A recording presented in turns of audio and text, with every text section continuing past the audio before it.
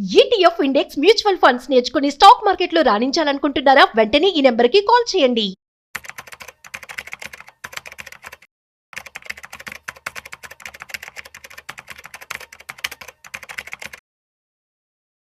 పేదవాడు ఇంకా పేదవాడుగా మారిపోతున్నాడు, ధనవంతుడు ఇంకా ధనవంతుడిగా మారిపోతున్నాడు. మరి పేదవాళ్ళు కూడా ధనవంతులు కావాలంటే చాలా ఇన్వెస్ట్మెంట్ ప్లాన్స్ అయితే ఉన్నాయి. సో అదే వ్యత్యాసం అన్నమాట రిచ్ అండ్ పూర్కి.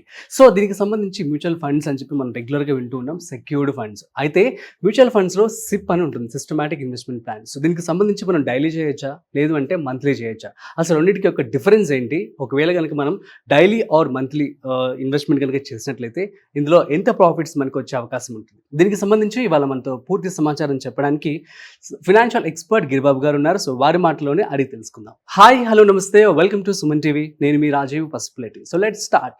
హాయ్ సార్, నమస్తే. నమస్తే అండి. సార్ ఎలా ఉన్నారు? ఫైన్ అండి.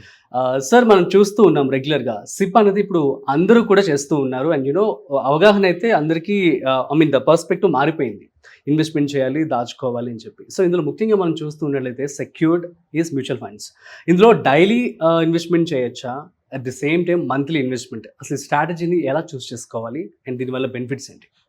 ఎస్ఐపి అంటే కేవలం ప్రతి నెల చేసే లేదా ఎవ్రీ మంత్ చేసే కేవలం ఇన్వెస్ట్మెంట్ ఒకటే కాదు. ఎస్ఐపి అంటే systematic investment plan that can be done every day, every month, లేదా ఉన్నప్పుడు చేసుకుంటూ పోండి. సిస్టమాటికల్లీ మనం కనుక మన అకౌంట్లో నుంచి వెళ్తూ ఇన్వెస్ట్ అవుతూ ఉంటే దాన్ని సిప్ అంటాం. అది డైలీ కూడా చేసుకోవచ్చు. ఇప్పుడు కొంతమంది నా క్లయింట్స్ కిరాణా షాప్ వాళ్ళు ఉంటారు. అవును సార్. కిరాణా షాప్ వాళ్ళు, పెట్టి బిజినెస్ చేసేవాళ్ళు, చిన్న చిన్న బిజినెస్, వీళ్ళకు ఎంప్లాయీస్ లాగా ప్రతి నెల 1st తారీఖు 5th తారీఖు ఇట్లా ఒక శాలరీ లాగా రాదు వాళ్ళకు డైలీ బిజినెస్ జరుగుతుంటుంది, కొంచెం మొత్తం అకౌంట్లో పడుతూ ఉంటుంది. మరి అలాంటి వాళ్ళకు నేను ప్రతి నెల చేయాలి అంటే నా దగ్గర ఒకసారి 20,000 రూపాయలు ఎస్ఐపి అంటే ఉండవు అకౌంట్లో. మరి వాళ్ళ పరిస్థితి ఏంటి? అందుకనే ఎస్ఐపి ఒకప్పుడు ఏంటంటే ఫండ్ హౌసెస్ ఫిజికల్గా అప్లికేషన్స్ తీసుకునేప్పుడు ప్రతి ఒక్క ఫండ్ హౌస్కి డేట్స్ ఉండేవి, స్పెసిఫైడ్ డేట్స్ వాళ్ళే పెట్టేవాళ్ళు. అది 5, 10, 15, 20 అని. కొన్ని ఫండ్ హౌసెస్ 2, 8, 6 ఇట్లా వాళ్ళకి పెట్టుకునేవాళ్ళు. నేను 2020కి ముందు ఎస్ఐపి చేసేప్పుడు అందరికీ ఫిజికల్గానే ఉండేది ఎక్కువ. అప్పుడు అప్లికేషన్ ఫామ్లో టిక్ చేసేవాళ్ళం. 2వ తారీఖు, 5వ తారీఖు, 3వ తారీఖు ఇట్లా టిక్ చేసేసి చేసేవాళ్ళం. నేను ఏం చేసేవాడిని అప్పుడు కూడా, నార్మల్గా ఒక 10,000 ఎస్ఐపి చేస్తే దానికి ఒక 3-4 ఫండ్స్ సెలెక్ట్ చేసుకుంటే ఒకవేళ ఆ 4 ఫండ్స్ కూడా ఒకే డేట్ కాకుండా డిఫరెంట్ డేట్స్ ఉండేలాగా నేను చూసుకునేవాడిని. సో అప్లికేషన్ ఫామ్, అందులో ఉన్న డేట్స్, ఏ 2 ఎస్ఐపిలు ఒక డేట్లో ఫాలో అవ్వకుండా నేను డివైడ్ చేసేవాడిని. దానివల్ల ఏమన్నా డిఫరెన్స్ ఉంటుంది? లాంగ్ రన్ లో పెద్ద డిఫరెన్స్ ఉండకపోవచ్చు, కానీ నార్మల్గా ఏంటంటే ఈ షార్ట్ టర్మ్ లో మనకు వొలటాలిటీ అని ఉంటుంది కాబట్టి మార్కెట్ ఏంటంటే ఎవ్రీ మంత్ లో చాలా ఈవెంట్స్ జరుగుతూ ఉంటాయి. ఇప్పుడు every month 10th IIP data వస్తుంది, 11th 10th అట్లా వస్తుంది, జీడిపి డేటా వస్తుంది, ఎవ్రీ క్వార్టర్ యాన్యువల్ రిజల్ట్స్ వస్తూ ఉంటాయి, తర్వాత కంపెనీస్ యొక్క ఆర్డర్స్ వస్తూ ఉంటాయి, లేదా సెగ్మెంట్ వైజ్ గా డీటెయిల్స్ వస్తూ ఉంటాయి. F&O ఇప్పుడు ప్రతి వారం క్లోజింగ్ ఉంది, ఇదివరకు ప్రతి నెల ఒకసారి క్లోజింగ్ ఉండేది. ఆ క్లోజింగ్ అప్పుడు వీక్లీ వొలటాలిటీ ఉంటుంది. ఈ వొలటాలిటీని మనం ఎక్కువగా క్యాప్చర్ చేయడానికి అవకాశం దొరుకుతుంది. అన్ని తీసుకెళ్లి ఒకే రోజు పెడితే మళ్ళీ తర్వాత సబ్సిక్వెంట్ మార్కెట్ పడుతూ ఉంటే మనం చేయలేకపోవచ్చు ఏమి. అలా కాకుండా మన డబ్బుల్ని ఇట్లా డివైడ్ చేసుకుంటే కొంత బెటర్ యావరేజ్ అవుతుంది. దీనివల్ల లాభమే తప్ప నష్టం మనం బాధపడకుండా భయపడకుండా. ఎగ్జాక్ట్లీ, ఇది నేను ముందు నుంచి ఫాలో అయ్యేవాడిని. ఇప్పుడు ఏం చేశారంటే ఆన్లైన్ వచ్చిన తర్వాత ప్రతి ఫండ్ హౌస్ కూడా డైలీ మీ నచ్చిన రోజు ఎస్ఐపి చేసుకోవడానికి అవకాశం ఉండేలాగా డైలీ ఎస్ఐపిస్ ఇంట్రొడ్యూస్ చేసేసారు. మీరు ఎందుకంటే ఎవ్రీ డే ఉంటుంది, మీరు ఎప్పుడైనా చేసుకోండి, కాబట్టి డైలీ కూడా చేసుకోండి. సో ఇది వచ్చిన తర్వాత చాలా అడ్వాంటేజ్ ఏమైందంటే ఇప్పుడు చిన్న బిజినెస్ పీపుల్కి ముఖ్యంగా వాళ్ళకు ఎవ్రీ డే అకౌంట్లోకి వచ్చే చిన్న మొత్తాలు ఎవ్రీడే ఇన్వెస్ట్ చేయడానికి కూడా అవకాశం ఉంటుంది. అట్లా దగ్గర చాలా మంది ఇన్వెస్టర్స్ డైలీ సిప్ చేసే వాళ్ళు బోల్డ్ మంది ఉన్నారు. ఒక క్లయింట్ డైలీ 10,000 ఇన్వెస్ట్ చేస్తాడు ఎవ్రీడే. ఎందుకంటే 3 lakhs చేస్తాడు, కానీ ఉండవు ఒకరోజు 3 lakhs. ఎందుకంటే ఆయనకు బిజినెస్ కదా, ప్లైవుడ్ బిజినెస్ ఉంటుంది. అది వాళ్ళకు QR కోడ్ల ద్వారా వాళ్ళకు అదే గూగుల్ పే ద్వారా అకౌంట్ లో వేస్తూ ఉంటారు వీళ్ళు కస్టమర్స్. కనుక డైలీ క్యాష్ లో నడుస్తూ ఉంటుంది, దాన్ని అలాగే ఇన్వెస్ట్ చేస్తుంటాడు. ఒక సెలూన్ షాప్ అతను అన్నాడు, అతను కూడా డైలీ 1,000 ఇన్వెస్ట్ చేస్తూ ఉంటాడు. సో డైలీ సెలూన్ వాళ్ళకు బిజినెస్ అవుతుంది కదా, మరి వాళ్ళు పే చేస్తారు కదా, అదంతా ఇన్వెస్ట్ చేస్తూ ఉంటారు. అయితే నాకు ఇది ఎప్పుడు అర్థమైందంటే, నేను అమీర్పేట్లో ఇప్పుడు కాదు ఒక 10 years back, so Ameerpet, Begum Bazaar అటువంటి ప్లేసులలో కొంతమంది షాప్ వాళ్ళు ఏం చేసేవాళ్ళు అంటే, అప్పట్లో ఉండేది ఫెసిలిటీ, ఇప్పుడు లేదు. కెనరా బ్యాంక్ వాళ్ళు ఒక ఫెసిలిటీ ఇచ్చేవాళ్ళు. వాళ్ళ దగ్గర నుంచి ఒక వ్యక్తి వచ్చి రోజు కలెక్షన్ తీసుకెళ్తాడు. ఇది రోజు 500, 1000 ఎంత తీసుకెళ్తాడు. ఆ తీసుకెళ్ళి అతను ఎంత తీసుకెళ్ళి జమ చేస్తుంటాడు ఆ అకౌంట్లో. జమ చేసి 365 days అంటే 1 year తర్వాత ఎంత జమ అయిందో అంత పెద్ద మొత్తం ఒకసారి ఇచ్చేసేవాళ్ళు. రూపాయి ఎక్స్ట్రా ఇవ్వడు, కానీ అదంతా తీసుకెళ్లి జమ చేసి ఒక పెద్ద మొత్తంలో ఇస్తాడు. చూడండి ఎంత బెస్ట్ కాన్సెప్ట్ ఇది. వాళ్ళకు ఈ చిన్న చిన్న బిజినెస్ పీపుల్ వాళ్ళకి ఒక పెద్ద మొత్తం ఒకసారి రావడం చాలా ఇంపార్టెంట్.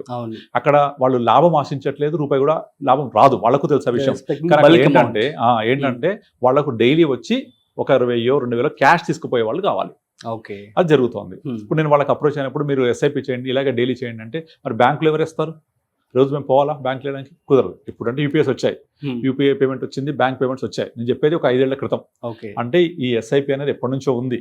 ఉన్నప్పటికీ ఇలాంటి కొన్ని రకాల డైలీ ఇన్వెస్ట్ చేయడము, లేకపోతే నచ్చినప్పుడు చేసుకోవడము, ఎనీ డే చేయడము, ఇలాంటి మన ఇన్నోవేటివ్ థాట్ ప్రాసెస్ ఇంట్రడ్యూస్ చేసిన తర్వాత SIP become more popular. SIP has become a product అయిపోయింది మార్కెట్లో. ఎస్ఐపి అనే పేరు చూసి ఎల్ఐసి వాళ్ళు ఎస్ఐఐపి అని ఒక పాలసీ కూడా లాంచ్ చేసేసారు. ఎందుకంటే ఎస్ఐపి వెళ్ళిపోయింది. ఇవన్నీ ఇట్లాంటి ఇన్నోవేటివ్స్ నేను ఎప్పుడో ఇంప్రూవ్మెంట్ చేస్తుండేవాడిని. ఇప్పుడు డైలీ ఎస్ఐపి కూడా వచ్చిన తర్వాత అందరికి చాలా ఈజీ కూడా అయిపోయింది.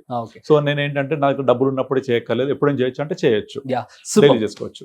మీరు చెప్పినట్లు ఇట్ షోస్ దట్ మంచి రిటర్న్స్ అయితే ఇవ్వడం జరుగుతుంది. ముఖ్యంగా డైలీ వేజెస్ వాళ్ళకి అయితే ది బెస్ట్ అని చెప్పాలి. డైలీ చేయాలనుకుంటే, లేదా మంత్లీ సాలరీ వచ్చే వాళ్ళైతే మంత్లీ పెట్టుకోవచ్చు. అది ఎలా ఉంటుంది. సో ఇప్పుడు మరి వీళ్ళు ఎటువంటి మ్యూచువల్ ఫండ్స్ సెలెక్ట్ చేసుకోవాల్సి ఉంటుంది? ఏమైనా బెస్ట్ మ్యూచువల్ ఫండ్స్ మీరు చెప్పగలరా? ఇప్పుడు నార్మల్గా మనము ఒక డాక్టర్ దగ్గర డాక్టర్ నాకు ఒక బెస్ట్ మెడిసిన్ ఇవ్వండి అని అడుగుతామా?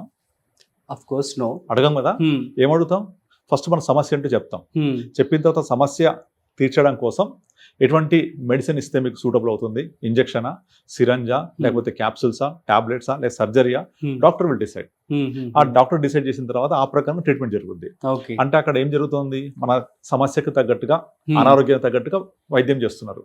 అంతేగాని నాకు చాలా మంది ఫస్ట్ క్వశ్చన్ ఏంటంటే నాకు బెస్ట్ మ్యూచువల్ ఫండ్ చెప్పండి, నాకు ఒక 5 మ్యూచువల్ ఫండ్ కామెంట్స్ కూడా వస్తూ ఉంటాయి కదా.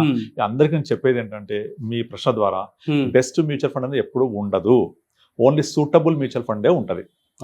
మీరు కావాలంటే నేను ఒక ఎక్సర్సైజ్ చేసా చెప్తాను మీకు. మీరు ChatGPTకి వెళ్ళండి, వెళ్ళి what are the best funds in 2016 కొట్టండి, what are the best mutual funds in 2018 కొట్టండి, బెస్ట్ మ్యూచువల్ ఫండ్ 2020 కొట్టండి, బెస్ట్ మ్యూచువల్ ఫండ్ ఇన్ 2022 కొట్టండి, బెస్ట్ మ్యూచువల్ ఫండ్ టుడే కొట్టండి.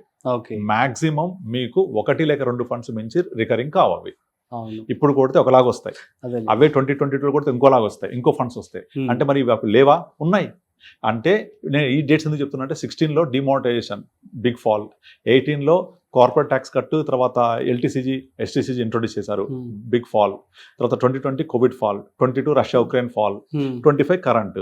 మరి అన్ని ఫాల్స్ అవుతున్నప్పుడు ఇవాళ చెప్పిన ఫండ్స్ 10 ఏళ్ల క్రితం లేవే, 8 ఏళ్ల క్రితం లేవా? ఉన్నాయి, కానీ అప్పుడు సజెస్ట్ చేయలేదు సిస్టమ్. అంటే ChatGPT కూడా సజెస్ట్ చేయలేదు.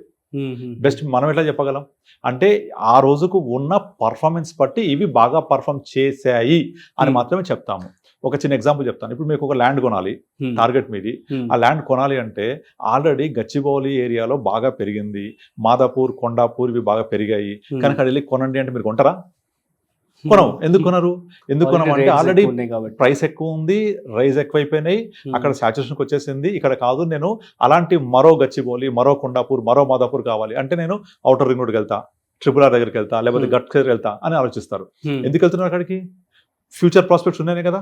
మీరు ఒక రియల్ ఎస్టేట్ ఏజెంట్ అప్రోచ్ చేయాలనుకోండి, ఇక్కడ రైల్వే స్టేషన్ వస్తుంది, లేకపోతే ఇక్కడ పలానా డెవలప్మెంట్ వస్తుంది, లేదా మైక్రోసాఫ్ట్ ఆఫీస్ వస్తుంది, లేకపోతే హైటెక్ సిటీ లాంటి ఇంకొక ప్రభుత్వం ప్రపోజ్ చేస్తుంది, లేక 3 లైన్ రోడ్ వస్తుంది, ఏవో డెవలప్మెంట్ గ్రోత్ ప్రాస్పెక్ట్స్ చెప్తారు. అంటే ఇక్కడ కొంటే ఆ ఫ్యూచర్ వచ్చే డెవలప్మెంట్ ప్రకారంగా నా ల్యాండ్ పెరుగుద్ది అనే ఉద్దేశమే కదా మీది. మరి అది మీరు మ్యూచువల్ ఫండ్కి వచ్చేప్పటికి గతంలో ఏం పెరిగాయి, గతంలో ఏం పర్ఫామ్ చేసేవి, గతంలో ఏం వచ్చినాయని చూస్తే మళ్ళీ జరుగుతాయి అవి. సో ఆ మిత్ని అడగటం ఆపేసేయాలంటారు. ఎగ్జాక్ట్లీ. నేను రీజన్ చెప్తాను ఎందుకు ఆపాలో. ఇప్పుడు ఒక మ్యూచువల్ ఫండ్ పెరగడానికి కారణం ఏంటి? దాంట్లో ఉన్న అండర్లైయింగ్ స్టాక్స్. ఆ స్టాక్స్ అనేవి గత 5 ఏళ్ల క్రితమో 3 ఏళ్ల క్రితమో ఉన్న వాల్యుయేషన్ ప్రకారం పెరిగాయి. మళ్ళీ ఇవే స్టాక్స్ పెరుగుతాయా? తెలియదు. మళ్ళీ ఇంకోటి, ఫండ్ మీద ఇవే స్టాక్స్ ఉంచుతాడా?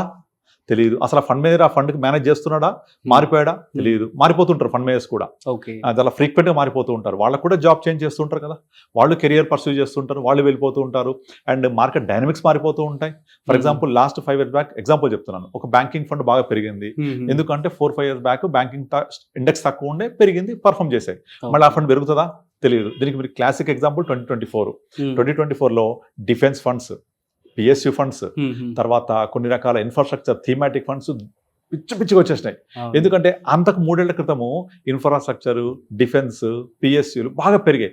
అవి చూసి కొత్త ఫండ్స్ వాళ్ళందరూ లాంచ్ చేస్తూ పోయారు. పోయేసరికి ఏ ఫండ్ చూడండి అంతెందుకు, కొంతమంది మన యూట్యూబ్లో వీడియోస్ కూడా చేశారు, పలానా SBI PSU ఫండ్ ఇంత పెరిగింది, ఇది మళ్ళీ ఇట్లా ఇంత పెరుగుద్ది, లెక్కేసుకోండి నేను చెప్తున్నాను, ఇంత పెడితే ఈ ఫండ్లు ఇంత వచ్చింది కాబట్టి మళ్ళీ ఇంత వస్తుందని చెప్తుంటారు. వాళ్ళు గట్టిగా చెప్తుంటారు. అలా పాస్ట్ పర్ఫార్మెన్స్ని దట్టు థీమాటిక్ ఫండ్స్లో అస్సలు మనం అసెస్ చేయకూడదు. ఎందుకంటే మీరు thematic fund PSU for example గత 20 ఏళ్ల చరిత్ర చూడండి, 2004-05 నుంచే ఉంది SBI PSU ఫండ్. 2020 వరకు అది 10 రూపాయలే ఉంది. ఆల్మోస్ట్ 12 సంవత్సరాలు అది 0 రిటర్న్ ఇచ్చింది. కానీ 2020 తర్వాత పరిస్థితులు మారిపోయాయి. ఇండియాలో PSUలు చాలా ర్యాలీ అయినాయి. దానికి గల కారణాలు వేరే ఉంటే మనకు అవసరం లేదు. ఇప్పుడు ఆ ర్యాలీ అయిన 3 సంవత్సరాలు చూసి చాలా ఫండ్ హౌజర్స్ PSU ఫండ్స్ తీసుకొచ్చాయి. కనుక ఈ PSU ఫండ్ 2 ఏళ్ళు పెరిగిందని అందరు చూసి 2024లో ప్రతి యాప్ DIY ఉంటారు కదా, do it your self investors, direct investors అందరూ కూడా ఆ ఫండ్స్ పెరిగాయి అని చెప్పేసి అది ఇన్వెస్ట్ చేయడం. మళ్ళీ అవన్నీ ఇవాళ చూస్తే మొత్తము 30% ఫాల్, 40% ఫాల్ చేతి కాల్చుకున్నారు. ఇదంతా బెస్ట్ మ్యూచువల్ ఫండ్ బాగా ఏం పెరిగాయి చూసి ఇన్వెస్ట్ చేసి చేతులు కాల్చుకున్న వాళ్ళు వీళ్ళంతా. కనుక నాకు ఎవరైనా ఫోన్ చేసి బెస్ట్ మ్యూచువల్ ఫండ్ అంటే ఇదే ప్రశ్న ఇస్తా. ఒక మెడికల్ షాప్కి వెళ్ళి నాకు ఒక బెస్ట్ మెడిసిన్ ఇవ్వండి అంటారు. అంటే చెడ్డ మెడిసిన్ ఉంటుందా? ఉండదు కదా. So there could not be best medicine, there could not be best fund for the time. ఇప్పుడు small cap may be suitable for the younger, but same small cap not suitable for a old person. కనుక అందరికీ ఒకేలాంటి వైద్యం చేయకూడదు కదా. So best mutual fund ఉండదు. And ఇంకొకటి, ఈ మ్యూచువల్ ఫండ్ అనేది మీరు ఇంతకుముందు డైలీ సిప్ గురించి అడిగారు కదా, నా దృష్టిలో SIP అంటే సిస్టమాటిక్ ఇన్వెస్ట్మెంట్ కాదు. SIP అంటే sleep in piece. Sleep in piece. మీరు ప్రశాంతంగా శాంతంగా నిద్రపోవచ్చు. ఆ సిప్ నడుస్తూ ఉంటుంది. డెఫినెట్లీ డబ్బులు ఇస్తాయి మీకు ఒక పీరియడ్ తర్వాత. ఎంత పీరియడ్? 5 years 10 years ఉండండి. అంతేగాని పాస్ట్ పర్ఫార్మెన్స్ చూసి దాంట్లో ఇన్వెస్ట్ చేసి విన్నర్స్ రొటేట్. గుర్తుపెట్టుకోండి, విన్నర్స్ ఆల్వేస్ రొటేట్. గతంలో పెరిగిన సెక్టార్ మళ్ళీ పెరగదు, గతంలో పెరిగిన స్టాక్స్ మళ్ళీ పెరగవు. గతంలో లాస్ట్ 1 year గోల్డ్ చూసి పెరిగింది కదా. గోల్డ్ చరిత్రలో గత 30 ఏళ్లలో ఎప్పుడు ఒక సంవత్సరంలో 40% గోల్డ్ పెరిగిన సందర్భం లేదు. 1 yearలో పెరిగింది. 2024 మిడ్లో 65,000, ఇప్పుడు 1 lakh. అంటే 40,000 పెరిగింది అంటే గోల్డ్, అది టూ మచ్ రిటర్న్. అది చూసి అందరు గోల్డ్ వెనకబడుతున్నారు. మళ్ళీ పెరుగుద్దా? అట్లా 30 ఏళ్లలో జరిగింది, ఒకసారి జరిగితే మళ్ళీ జరుగుద్దా? తెలీదు. నేను జరగదని చెప్పను, జరుగుద్దని చెప్పను. కనుక అలా పాస్ పర్ఫార్మెన్స్ చూడొద్దు.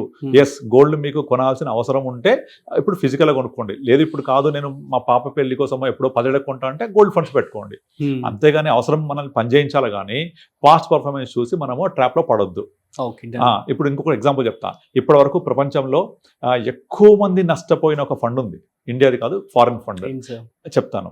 అయితే ఆ ఫండ్ యొక్క ఇంకో స్పెషాలిటీ కూడా ఉంది. ఇప్పటి వరకు 3 సంవత్సరాలలో 4 రెట్లు పెరిగిన ఫండ్ కూడా అదే. వాన్గార్డ్ ఫండ్ US లో ఉంటది. అది 3 years లో 4 times పెరిగింది. But unfortunately highest number of investors loss అయిన ఫండ్ కూడా అదే.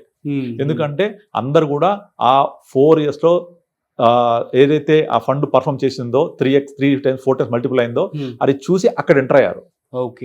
తర్వాత ఏమైంది? మొత్తం పడిపోయింది కదా. అందరు నష్టపోయారు. సో హైయెస్ట్ నష్టపోయిన ఫండ్ అదే, ఇన్వెస్టర్స్ నష్టపోయిన ఫండ్ అదే, ఒక 4 years లో 3 times అయిన ఫండ్ కూడా అదే. సో అంటే పాస్ట్ పర్ఫార్మెన్స్ చూడకూడదు. అలా చూసి ఇన్వెస్ట్ చేస్తారు కాబట్టి అందరు ఇన్వెస్టర్స్ దే బై ఎట్ లో బదులు by at high, cell at high బదులు సెల్ ఎట్ లో. అంటే కింద ఉన్నప్పుడు కొనుక్కోవాలి, పైన అమ్మాలి. ఇది వారన్ బఫెట్ సూత్రం, ఎవరి సూత్రమైనా. రివర్స్ చేస్తారు వాళ్ళు. బాగా పెరిగింది కొంటారు, బాగా తగ్గాక అమ్ముతారు. ఎందుకంటే ఇది పెట్టాను పెరగట్లేదు, ఇది పెరగట్లేదు అని చెప్పేసి అసహనం ఫీల్ అయిపోయి అమ్మేస్తారు. అసలు మనం ఎప్పుడు కూడా ఫండ్ని పర్ఫార్మెన్స్ బేస్డ్ ఇన్వెస్టే చేయకూడదు. మీ గోల్ బేస్డ్ ఇన్వెస్ట్ చేయాలి, నీడ్ బేస్డ్, రిక్వైర్మెంట్ బేస్డ్. మీరు వాళ్ళు ఎంటర్ అయ్యేటప్పుడే ఎగ్జిట్ ప్లాన్ పెట్టుకోవాలి. మీరు kind of 10 years or 15 years what ever it may be, goal కి అసైన్ చేసుకోవాలి. దీన్ని అసైన్ చేసుకుని ఆ గోల్ రీచ్ అయినప్పుడు మీ ఫండ్ సెల్ చేయండి, లేదా సెల్ చేసేసి డబ్బులు తీసుకొని మీ గోల్ యూజ్ చేసుకోండి. Look at the goal, concentrate on your destiny, not the journey. This happens only through advisors. అదే సొంతంగా చేసుకుంటే మన ఓన్ థాట్ ప్రాసెస్ వచ్చేస్తుంది. సో మనల్ని మనం సెల్ఫ్ కంట్రోల్ చేసుకోలేము. So the role of advisor is to control the emotions of the client, not the market. So మీ goal వైపు నడిపించే ఒక మెంటర్, ఒక టీచర్, ఒక గైడ్, ఒక ఫ్రెండ్, ఒక డ్రైవర్ లాంటి వాళ్ళు. అంతేగాని నార్మల్గా మనం సొంతంగా కనుక నేను చేసుకుని ఎమోషన్స్ నేను కంట్రోల్ చేసుకుంటా అంటే ఈ ప్రతి ఒక్కళ్ళు కరోడ్పతి అవుతుండే కదా. కనుక బెస్ట్ ఫండ్స్ ఉండవు, ఓన్లీ సూటబుల్ ఫండ్స్ ఉంటాయి. అలాగే SIP మంత్లీ, డైలీ ఎప్పుడైనా చేసుకోవచ్చు. So you can have a sleep in peace. Okay, fine sir, super, nice clarity ఇవ్వడం జరిగింది. సో గైస్, మీ అందరికీ అర్థమైంది కదా, mutual funds are the one of the best investment purpose కోసం మనం పెట్టుబడి పెట్టేటువంటి ఫండ్స్ అనమాట. ఇందులో భాగంగా మీరు డైలీ పెట్టుకోవచ్చు, at the same time monthly కూడా పెట్టుకోవచ్చు.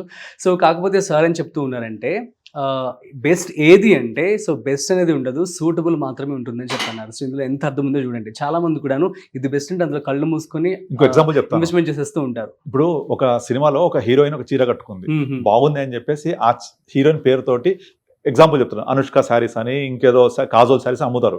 అది కాజోల్ అనుష్క వాళ్ళకంటే చీర తీసుకొచ్చి మీ వైఫ్కి ఇస్తే అది సేమ్ ఉండకపోవచ్చు కదా, రవ్వకపోవచ్చు కదా. కదా అది కాజోల్కి బాగుంటుంది, అనుష్కకి బాగుంటుంది. మన వైఫ్ అలా ఉండకపోవచ్చు కదా, ఆ హైట్, ఆ పర్సనాలిటీ, ఆ ఫిజిక్, ఆ కాంప్లెక్స్ ఉండదు కదా. సో వాళ్ళని ఇమిటేట్ చేయొద్దు. చిరంజీవి ఒక సినిమా డ్రెస్ వేసుకుంటే చిరంజీవి సూటబుల్, అది చూసి ఇమిటేట్ చేస్తే మనం సూటబుల్ కాకపోవచ్చు. చిరంజీవి హైట్, వెయిట్, పర్సనాలిటీ అది డిఫరెంట్ కనుక ఎప్పుడు కూడా ఇమిటేట్ చేయకూడదు ఇన్వెస్ట్మెంట్ లో పర్టికులర్ గా. కానీ అందరు చేసే పని ఏంటంటే మా పక్క ఫ్రెండ్ ఏం పెట్టాడు, మా పక్క బంధువులు ఏం పెట్టారు, ఇంటి పక్క నైబర్ ఏం పెట్టాడు, కొలీగ్ ఏం పెట్టాడు, ఇవి చూసి పెడుతూ ఉంటారు. వాళ్ళ రిస్క్ అపెటైట్ వేరు, వాళ్ళ ఆలోచన వేరు, వాళ్ళ రిక్వైర్మెంట్ నీడ్ గోల్స్ అన్ని వేరు, మన రిక్వైర్మెంట్ నీడ్ గోల్స్ వేరు, అపెటైట్ వేరు. So you do yourself analysis, లేదంటే follow an advisor, you'll get it. అలాగే చేయాలి. Okay, yeah. సో అర్థమైంది కదా, మరి సూటబుల్ ఫండ్స్ మాత్రమే ఉంటాయి. According to your risk appetite మీద మాత్రమే మీరు పెట్టుబడి పెట్టుకోండి. లాంగ్ టర్మ్ గోల్స్ లాగా మీరు ఫస్ట్ సెలెక్ట్ చేసుకుని తర్వాత మాత్రం మీరు పెట్టుబడి పెట్టుకోండి అని చెప్పి గిరిబాబు గారు చెప్పడం జరిగింది. సో మీకు కనుక ఏమైనా డౌట్స్ ఉంటే ప్లీజ్ కామెంట్ చేయండి, మేము రిప్లై ఇస్తాము. At the same time so మరొక ఇంట్రెస్టింగ్ కాంటెంట్తో మళ్ళీ కలుద్దాం. అంతవరకు చూస్తూనే ఉండండి Suman TV. This is Rajeev signing off. Video నచ్చినట్లయితే like, share and subscribe. Thanks for watching.